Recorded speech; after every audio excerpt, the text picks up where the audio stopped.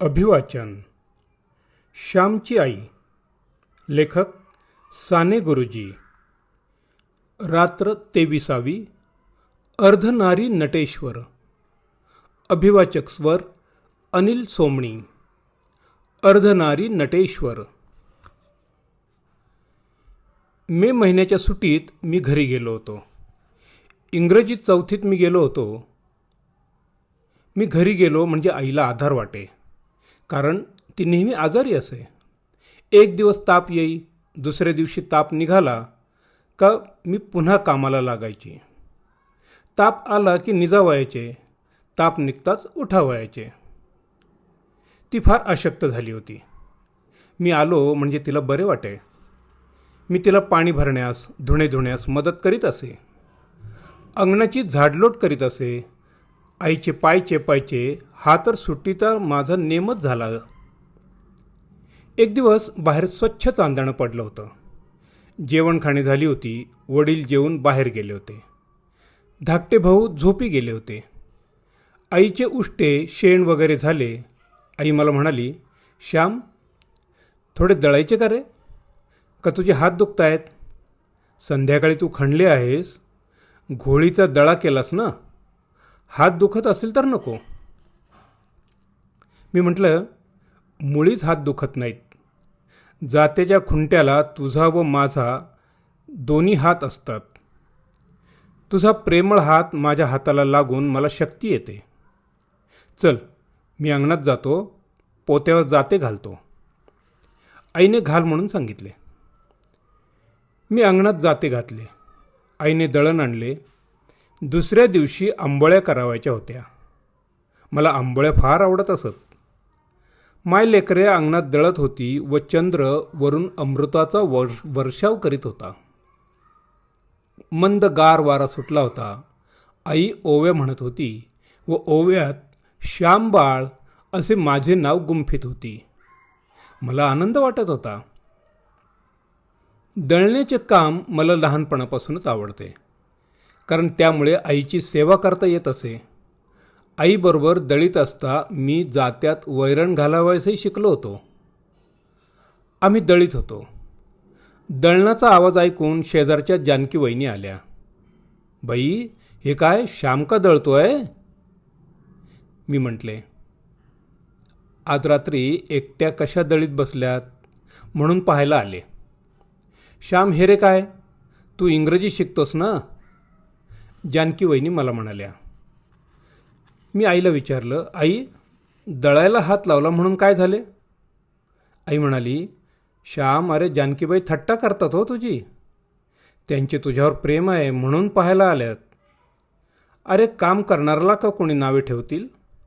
आणि आईला मदत करण्यात रे कसली कोणाची लाज? आईला मदत करणाऱ्याला हसेल तो रानटी समजला पाहिजे. तुझ्या भक्ती विजयात जनाबाईबरोबर प्रत्यक्ष पांडुरंग नव्हता का दळायला लागत? हो, खरेच आहे, पण खरे असेल का ग ते? देव कबीराचे शेले विणू लागे, जनाबाईचे दळण दळू लागे, धुणी धुवू लागे, नामदेवाच्या पाठीमागे उभा राहून कीर्तनात टाळ वाजवी, नाचे. खरे का ग हे सारे? मी विचारले. बसा ना जानकाबाई, अशा उभ्या का? असे जानकीबाईस विनवून आई मला म्हणाली, श्याम, अरे खरेच असेल ते. देवावर ज्यांची श्रद्धा असते व त्याचे स्मरण ठेवून जे काम करतात त्यांना देव मदत करतो. तू मला मदत करीत आहेस, ती देवानेच पाठविली. मे महिना आला की देव मला मदत करण्यासाठी तुझ्या रूपाने जणू येतो. अनेकांच्या रूपाने मदत करावयास देव उभा राहतो. कधी श्यामच्या रूपाने, कधी जानकीबाईंच्या रूपाने. आई, मला भेटेल का ग देव? मी एकदम विचारलं. पुण्यवंताला भेटतो. पुष्कळ पुण्य करावे, सर्वांच्या उपयोगी पडावे, म्हणजे देव भेटतो, आई म्हणाली. जानकी वहिनी मला म्हणाल्या, श्याम, का बुवा वगैरे व्हायचे की काय? मग शिकतोयस कशासाठी? इंग्रजी शिकून चांगली मोठी नोकरी कर, आईला नोकरीवर ने. मी म्हटले, मला साधू व्हावेसे वाटते, भक्त व्हावेसे वाटते.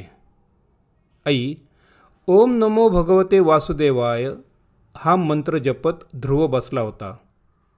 मी बसलो तर मला भेटेल का देव? आई म्हणाली, बाळ, ध्रुवाची पूर्वपुण्याई केवढी थोर, त्याचा निश्चय किती अभंग. बाप राज्य द्यावयास लागला तरी तो माघारी फिरला नाही. इतके दृढ वैराग्य कुठून आणावायचे? या जन्मी चांगला होण्याचा प्रयत्न कर, मग केव्हा तरी देव भेटेल. जानकीबाई म्हणाल्या, श्याम सोड, मी लावते हात आता, दमला असशील तू. मी आईला म्हटले, आई तूच जरा हात सोड, जानकी वहिनी व मी दळतो. जानकी वहिनी मला वैरण घालता येते, डोळे मिटूनसुद्धा घालता येते, मी आता तरबेज झालो आहे. आई सोड ना हात थोडा वेळ. मी आईचा हात सोडविला व जानकी वहिनी आणि मी दळू लागलो. मी वैरण घालू लागलो. जानकी वहिनी, पहा कसे पीठ येता येते, डोळ्यात घातले तरी खुपायचे नाही, पहा ना, मी त्यांना म्हणालो. जानकी वहिनी आईला म्हणाल्या, बाई, श्यामला तुम्ही अगदी बायकोच करून टाकलेत. आई म्हणाली, माझ्या घरात कोण आहे मदत करावयास? अजून सून थोडीच आली आहे घरात. श्याम नाही मदत करणार तर कोण मदत करील? जानकीबाई, बायकांना कधी कधी पुरुषांची कामे करावी लागतात, त्यांना कमीपणा थोडाच आहे. श्याम, मला डाळ तांदूळ निवडायला लागतो, धुणी धुवायला लागतो, भांडी विसळायला, सर्व कामात मदत करतो. त्या दिवशी माझी लुगडे धुतले न हो. मी म्हटले, श्याम, लोक तुला हसतील. तर म्हणे कसा, आई, तुझे लुगडे धुण्यात माझा खरा आनंद आहे. तुझी चौघडी मी पांघरतो, मग धुवावायला का लाज वाटेल? जानकीबाई, श्यामला काही वाटत नाही. मी श्यामला बायको करून टाकले तरी त्याला आवडेल ते. मित्रांनो, आईचे ते स्फूर्तिमय शब्द मला अजून आठवतात. पुरुषांच्या हृदयात कोमलता, प्रेम, सेवावृत्ती, कष्ट सहन करण्याची तयारी, सोशिकता, मुकेपणाने काम करणे, या गोष्टी उत्पन्न झाल्याशिवाय त्यांचा पूर्ण विकास झाला आहे असे म्हणता येणार नाही. त्याचप्रमाणे स्त्रियांच्या हृदयात धैर्य, प्रसंगी कठोर होणे, घरी पुरुष मंडळी नसेल तर धीटपणे घरची व्यवस्था पाहणे, हे गुण येतील तेव्हाच त्यांचा पूर्ण विकास झाला असे म्हणता येईल. ह्यालाच मी लग्न म्हणतो. लग्न करून हेच साधावायचे. लग्न करून पुरुष कोमलता शिकतो, हृदयाचे गुण शिकतो. स्त्री बुद्धीचे गुण शिकते.